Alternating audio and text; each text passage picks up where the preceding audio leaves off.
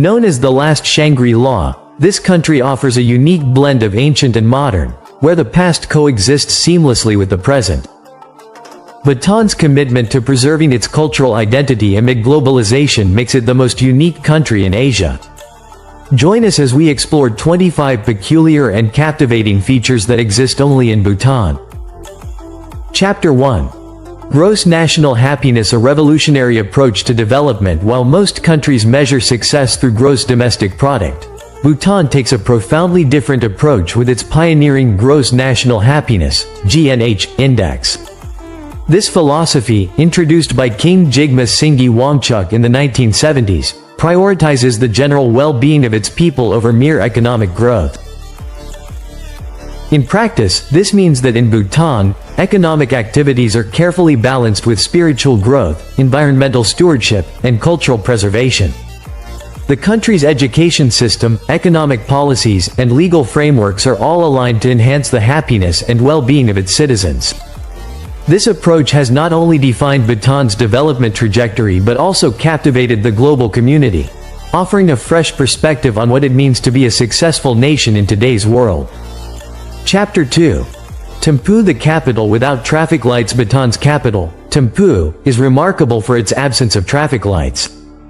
Instead, intricately uniformed traffic police manage the flow of vehicles through gestures and signals at major intersections.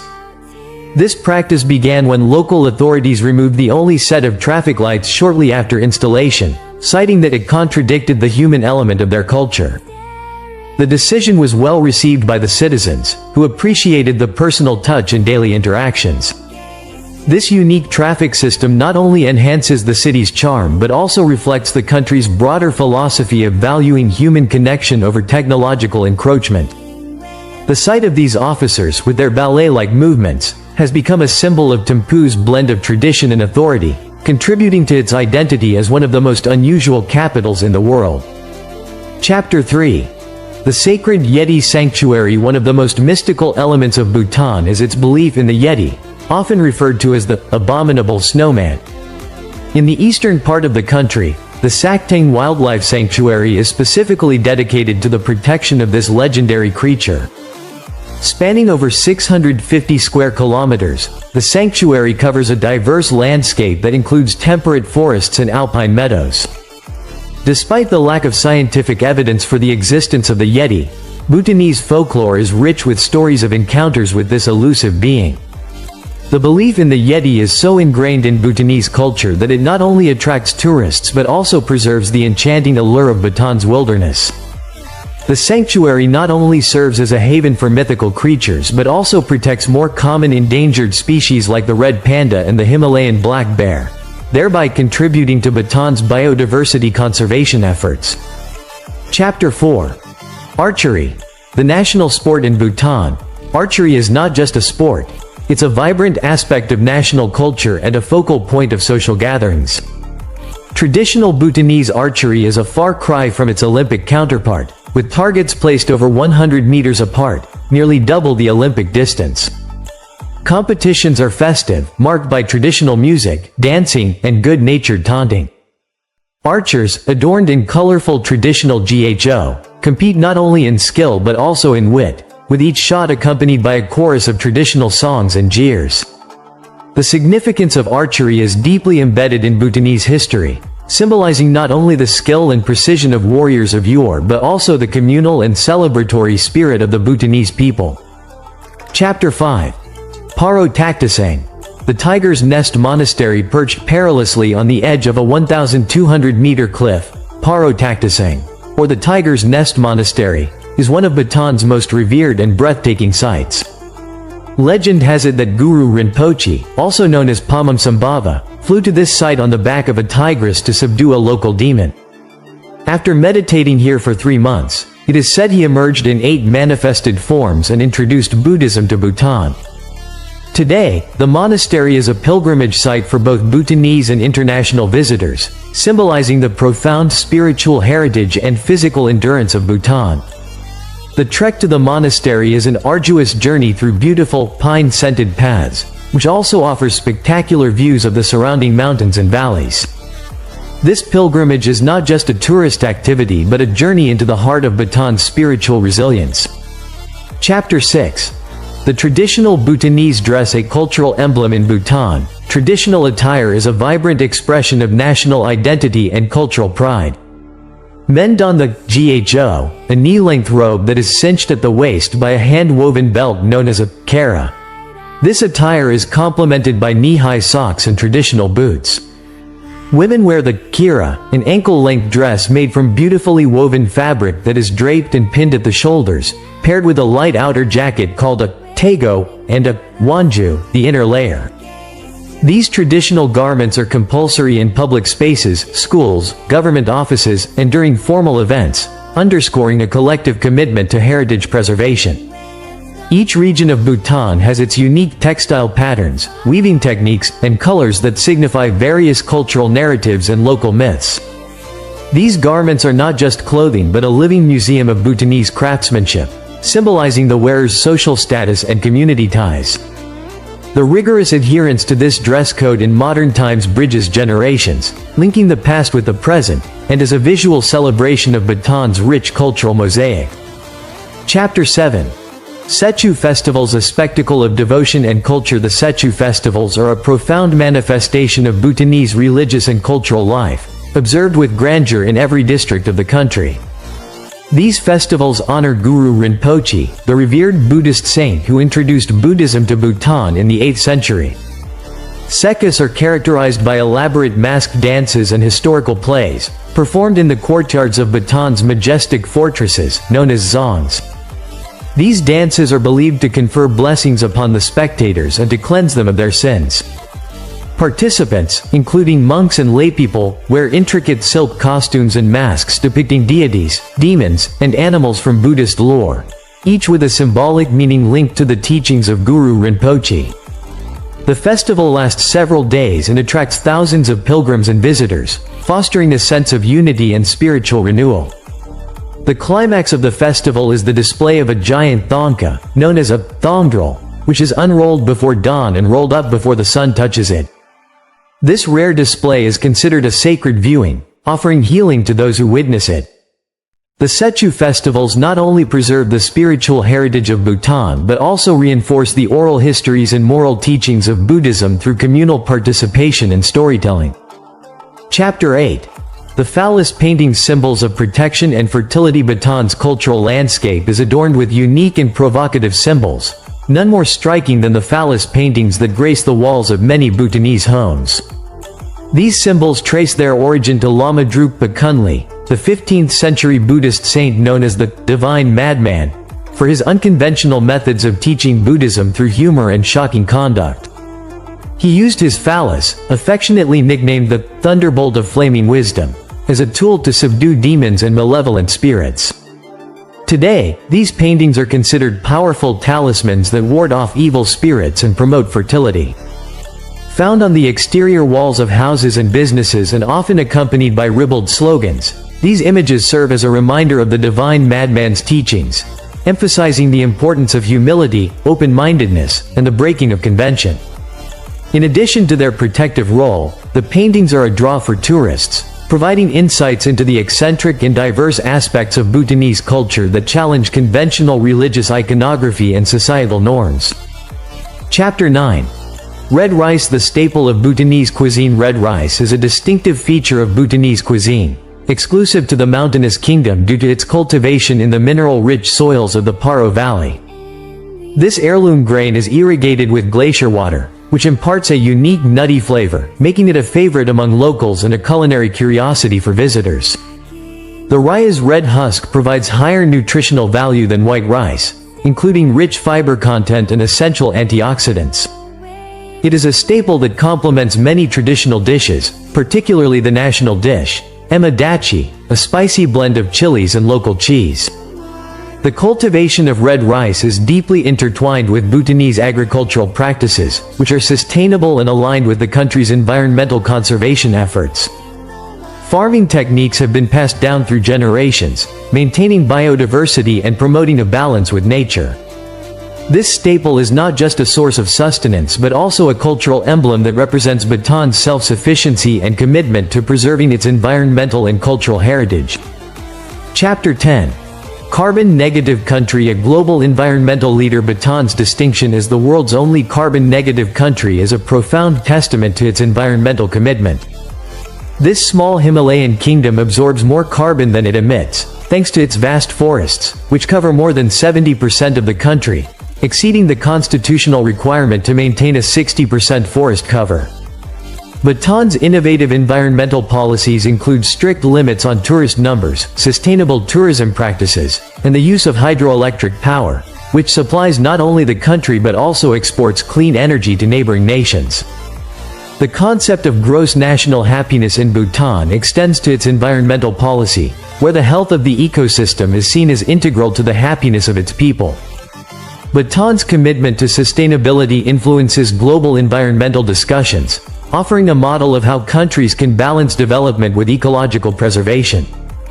As the effects of climate change become more apparent globally, Bhutan's policies provide crucial insights into how nations can contribute positively to global climate action, promoting a harmonious relationship between human activities and the natural world. Chapter 11. The national sport of archery. More than a game, archery in Bhutan is not merely a sport but a profound cultural festival that symbolizes tradition, honor, and social cohesion. Originating as a wartime skill in the highlands of the Himalayas, it has evolved into the national sport, with competitions held during most local festivals and significant events. Archers use traditional bamboo bows and arrows, aiming at small targets positioned over 145 meters away, a challenging distance that tests not just precision but also mental strength.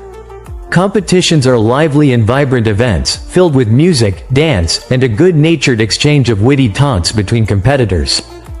These gatherings are as much social and cultural celebrations as they are sports events, reinforcing community ties and providing an opportunity for men to demonstrate their prowess and gain respect in their communities. Archery competitions also serve as a living museum of Bhutanese customs, showcasing exquisite traditional costumes and ancient rituals that bless the bows and arrows for good luck. Chapter 12. The fortress monasteries. Guardians of Bhutanese culture. Bhutan's landscape is dotted with imposing dzongs, fortress-like monasteries that serve as administrative and religious centers. Constructed without the use of nails or architectural plans, these structures are masterpieces of Bhutanese architecture, representing a fusion of spiritual and temporal authority. Each dzong houses a monastery, government administration offices, and often a district court, symbolizing the seamless integration of the spiritual and secular in Bhutanese society. The most iconic dzong, the Punakha Dzong, located at the confluence of two rivers, is known for its intricate woodwork and beautiful frescoes that depict important events in Bhutanese Buddhist lore. These dzongs are not only centers of power but also the heart of the community's cultural life, hosting important religious festivals and public gatherings. The architecture and activities within these dzongs encapsulate the essence of Bhutan's national identity and collective memory, standing as sentinels of the nation's heritage. Chapter 13. The prayer flags. Connecting the spiritual and the natural across the mountainous expanse of Bhutan, colorful prayer flags flutter in the wind. White, red, green, yellow, and blue, each color symbolizing an element of nature. These flags are believed to spread spiritual blessings with every breeze, their scriptures promoting peace, compassion, strength, and wisdom. The tradition of hanging prayer flags dates back thousands of years, rooted in ancient Bon traditions that were later absorbed into Himalayan Buddhism. The flags are often found at sacred sites, mountain passes, and rivers, chosen for their proximity to the natural elements which are believed to enhance the efficacy of the prayers.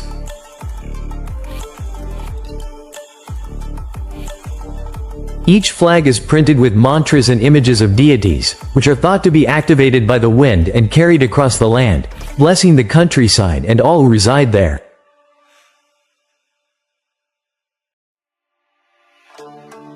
This practice reflects the deep ecological spirituality of Bhutan, where the environment is not just a backdrop for spiritual practice but an active participant in the sacred rituals of daily life. Chapter 14. The Bhutanese Culinary Delight. Emadachi, often hailed as Bhutan's national dish, offers a fiery taste of Bhutanese cuisine. This simple yet robust stew is made from chili peppers and local cheese known as dachi. The peppers, either green or red, are not merely a spice but the star ingredient, stewed with onions, tomatoes, and a generous amount of cheese that creates a creamy, rich sauce. The dish reflects Bhutan's love for chilies and highlights the local agriculture that supports chili farming across various elevations. Emadachi is served with red rice and can be varied by adding mushrooms, potatoes, or green beans, showcasing the versatility of Bhutanese cooking. This dish is not just a culinary staple but a cultural symbol, representing the Bhutanese people's penchant for spice and their ingenuity in creating a comforting dish that warms against the cold mountain air.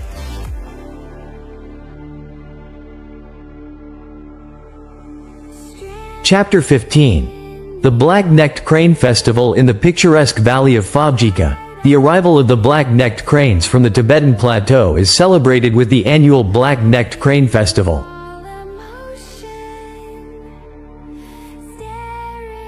Held in November, the festival is a vibrant tribute to this endangered species, which is deeply revered in Bhutanese folklore and considered an emblem of longevity and peace. Locals, adorned in festive attire, perform dances and songs that mimic the crane's graceful movements and distinct calls.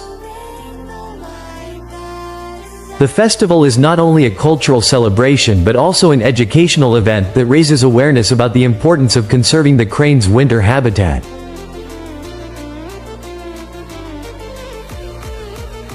Schoolchildren participate actively, presenting dramas and dances that highlight environmental conservation themes. The festival exemplifies how Bhutanese culture intertwines with environmental conservation efforts, using traditional celebrations to foster a deeper respect and love for their natural heritage.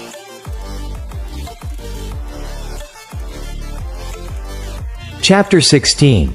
The mandala spiritual art in sand. The art of sand mandalas is a profound spiritual practice in Bhutan, showcasing the Buddhist belief in the transitory nature of material life. Monks create intricate mandalas using colored sand, a process that requires hours of meticulous work and immense concentration. Each mandala is a microcosm of the universe, with symbols and designs that represent different aspects of Buddhist philosophy. Once completed, the sand mandala is ceremonially destroyed, swept up and dispersed in a nearby river or stream. This act symbolizes the impermanence of life and the importance of not clinging to material existence. The creation and dissolution of the mandala are meditative rituals that teach the values of mindfulness, dedication, and the release of attachment, embodying core tenets of Bhutanese Buddhism. Chapter 17. Bhutan's papermaking tradition. Bhutan has a rich tradition of handmade papermaking, known locally as Dai Sho. This ancient craft involves making paper from the bark of the daphne tree and the gum of the gum tree, which are abundant in Bhutan's lush forests. The process is completely organic and sustainable, reflecting Bhutan's overarching ethos of environmental conservation. The paper is renowned for its durability and is traditionally used for religious texts, scripts, and prayer books, ensuring that the spiritual and cultural writings withstand the test of time.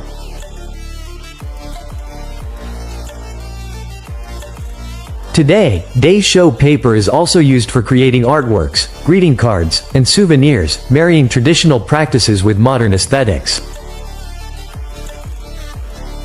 The continuation of this craft is a testament to Bhutan's dedication to preserving and celebrating its artisanal heritage, while also adapting it for contemporary uses and international markets.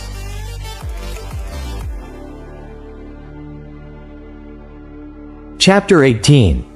The Punakha Drupchen, a historical reenactment. The Punakha Drupchen is a unique cultural festival that reenacts Bhutanese history, specifically the 17th century battle in which Bhutan repelled Tibetan forces.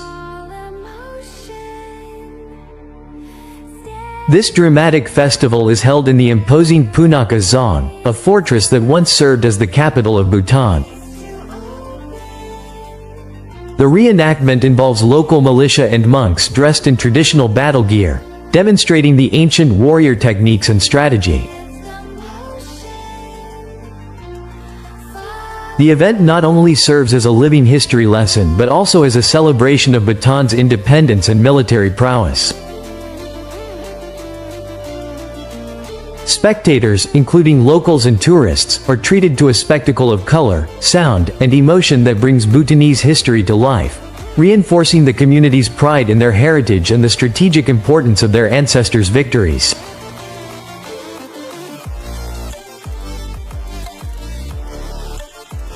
Chapter 19. The art of Thangka painting. Thangka paintings are a quintessential element of Bhutanese Buddhist art, serving both as aids in meditation and as tools for teaching the principles of Buddhism.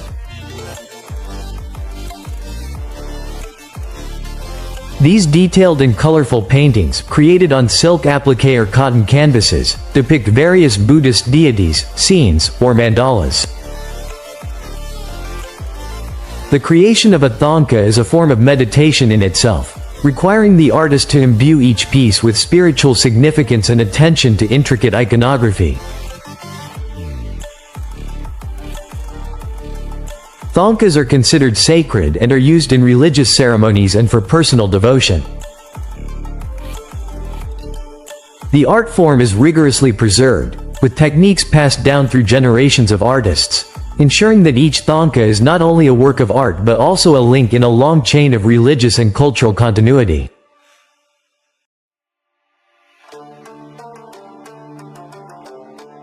Chapter 20. The Festival of Lights. Labab Duchen. Labab Duchen is one of the most significant spiritual celebrations in Bhutan, commemorating the descent of Buddha from heaven back to earth. It is one of the 4 major Buddhist festivals relating to the life of Buddha and is marked by prayers, offerings, and various religious ceremonies across the kingdom. The festival is a time for reflection and signifies the importance of giving, virtue, and kindness in everyday life.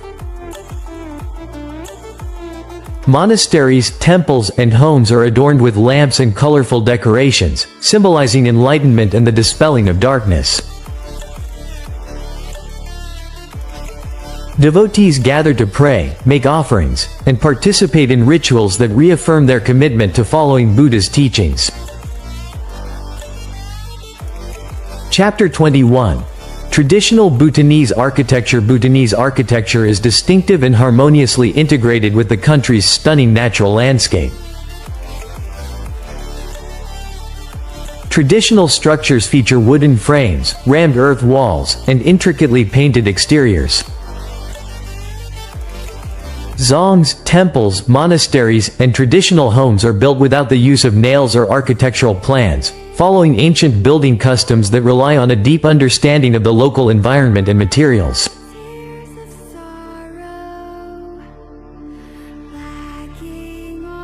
The roofs are sloped to handle the heavy monsoon rains, and windows are often small to preserve heat. Decorative motifs, including dragons, lotus blossoms, and religious symbols, adorn the buildings, adding spiritual significance and beauty. This architecture not only reflects Bhutan's artistic heritage but also its ecological sensibilities and spiritual values. Chapter 22. The Ritual of Sky Burials in Bhutan. The practice of sky burials represents a profound spiritual belief in the impermanence of life and the cycle of rebirth. This ritual, less common but still practiced in remote areas, involves placing the deceased on a mountaintop to naturally decompose or be consumed by birds of prey. The ritual reflects the Buddhist belief in offering the body as alms to benefit other living beings, embodying the principle of compassion and non-attachment to the physical form. Sky burials are considered a final act of generosity and a means to a higher rebirth for the deceased. This practice is closely guarded and performed with deep respect and solemnity, attended only by monks and the immediate family to ensure the sanctity and privacy of the rites.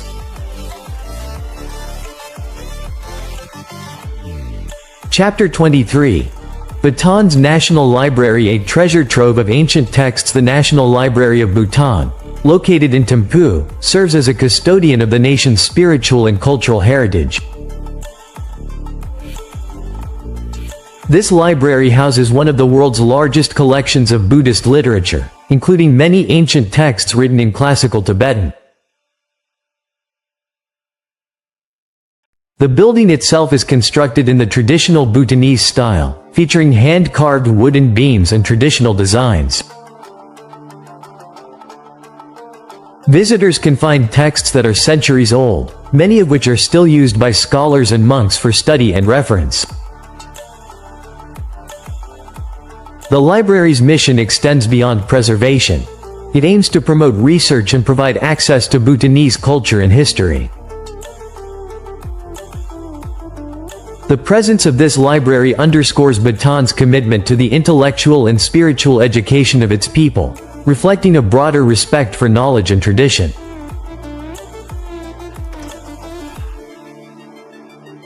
Chapter 24. The Bhutanese Calendar, a unique astronomical legacy. Bhutan's traditional lunar calendar is a unique blend of Buddhist cosmology and ancient astronomical theories.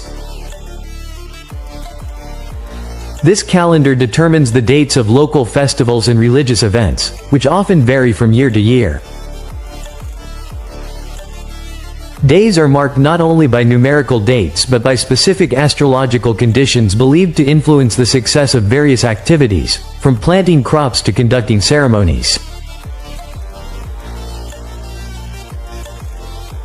This calendar is integral to daily life in Bhutan, guiding not only agricultural practices but also private and communal religious observances.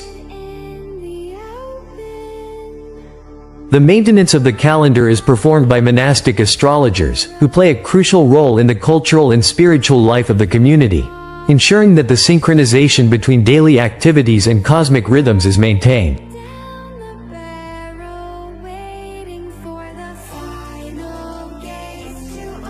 Chapter 25. The Royal Bhutanese Ballet. Custodians of dance. The Royal Bhutanese Ballet is not a ballet in the Western sense but a prestigious institution that preserves and promotes the ancient dance traditions of Bhutan.